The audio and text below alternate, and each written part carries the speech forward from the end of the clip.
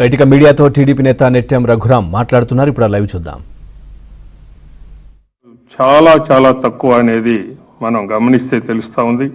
అంటే పార్టీ విలువ అనేది ఉన్నప్పుడు మాత్రమే ఉంటుంది తప్ప, పార్టీలో ఉన్నప్పుడు మాత్రమే ఉంటుంది తప్ప ఆయన బయటికి వెళితే అది ఏ రకమైనటువంటి గౌరవాన్ని ఇవ్వదు అనేది ఆయనకి తెలియట్లేదు. రేపటి పరిణామాలు ఆయనకి తెలుస్తాయి. ఆయన ఈ రోజున సాక్షి పేపర్లో ఆయన వెళ్ళినటువంటి ఆయన వైకాపాలో చేరినటువంటి దీన్ని భారీ హెడ్డింగులతో రాశారు ఇవాళ. అంటే ఏంటిది? ఏదో భారీ నష్టం టీడీపీకి జరిగిపోయిందని, దానిలో చాలా అసత్యాలు వండి వార్చడం అనేది జరిగింది. పలువురు సిట్టింగ్ ఎంపీలు ఎమ్మెల్యేలు సీట్లు ఎగ్గొట్టడంతో పాటు స్థానచలనంతో వైసీపీ ఇప్పటికే భారీ రాజకీయ సంక్షోభాన్ని ఎదుర్కొంటా ఉంది. అలాంటి పార్టీలోకి ఈయన వెళ్ళటం అంటే దీన్ని ఏదో తగ్గించి చూపించి, ఒక వ్యక్తి తెలుగుదేశం పార్టీ నుండి బయటకు రాగానే దాన్ని చిలువలు పొలవలు చేసేందుకు ఆ మీడియా ప్రయత్నం చేస్తూ ఉంది, ఈయన్ని వాడుకుంటా ఉంది. అంతేతప్ప ఇప్పటికే ప్రజలు సమాయత్తులై ఉన్నారు. ఈ యొక్క వైసీపీని ఎప్పుడు పూర్తిగా తొలగించుదాము అనేటటువంటి ఉద్దేశంతోనే ఉన్నారు. అలాగే డబ్బున్న వారికే సీట్లు ఇస్తారా అనేటటువంటి మాట కూడా నేను అన్నారు ఆయన.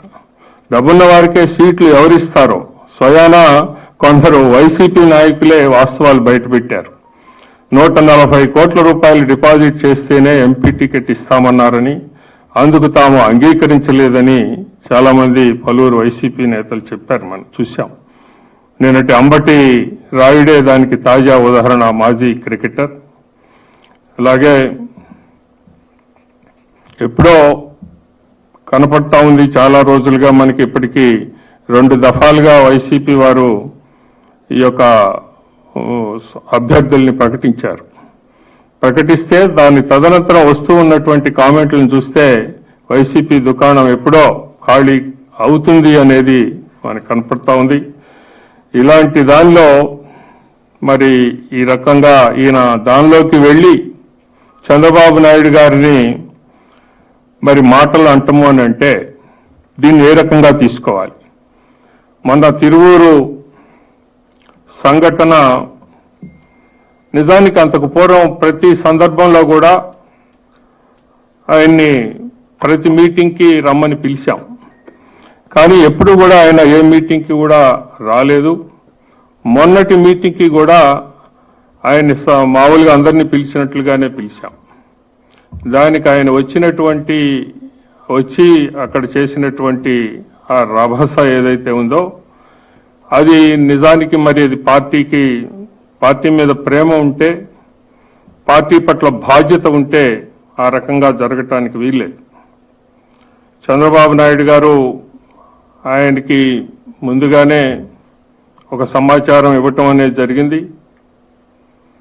ఆ ప్రకారం ఆయన మరి పోస్ట్ పెట్టారు. ఆయన ఇప్పుడు తిరువూరు సంఘటన జరిగిన తర్వాత మీరు తిరువూరు విషయంలో కల్పించుకోవద్దు, పార్టీ వ్యవహారాల్లో మీరు పూర్తిగా రకంగా తిరువూరు విషయంలో కల్పించుకోవద్దు, అక్కడ వేరే వారికి అప్పచెప్పాం అని, మీ ప్రోటోకాల్ మట్టికి మీకు చివరి వరకు కూడా పార్టీ ఇస్తుంది అని ఆయనకి సమాచారం ఇవ్వటం అనేది జరిగింది. అయినా కూడా ఆయన అక్కడికి రావటం, ఆ రకంగా అభ్యపత్సం జరగటం ఇవన్నీ కూడా మనం చూసాం. తదనంతరం మరి అంటే నేను ముందుగానే ఆయనతో చాలా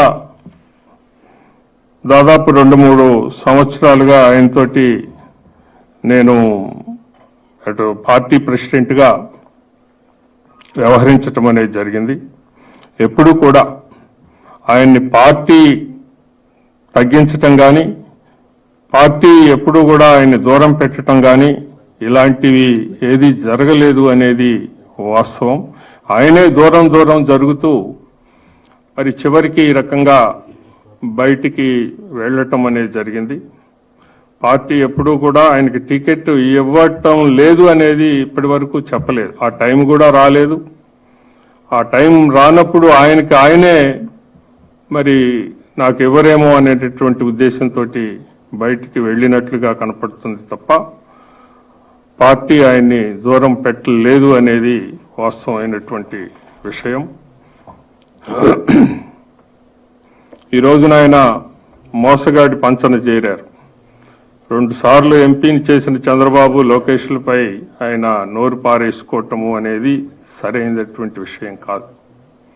వ్యక్తిగత స్వార్థం కోసం అమరావతిని కూడా అన్నారు ఆయన. అమరావతి ఆంధ్రుల రాజధాని అందరూ కూడా కావాలి అని కోరుకుంటుంటే జగన్ ఏదైతే 3 రాజధానులు చెప్పారో దాన్ని సమర్థిస్తున్నట్లుగా ఆయన మాట్లాడటం అనేది జరిగింది. ఇది నిజంగా ఏ రకంగా ప్రజలు హర్షిస్తారు అనేది మనం ఆలోచించాల్సినటువంటి అవసరం ఉంది. అలాగనే ఈ సైబరాబాద్ అభివృద్ధితో హైదరాబాద్, సికింద్రాబాద్తో పాటు తెలంగాణలోని అన్ని జిల్లాలు అభివృద్ధి అయ్యాయి. అమరావతి కూడా సైబరాబాద్ లాంటిదే.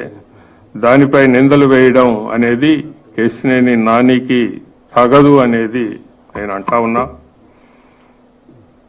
పోతే విజయవాడ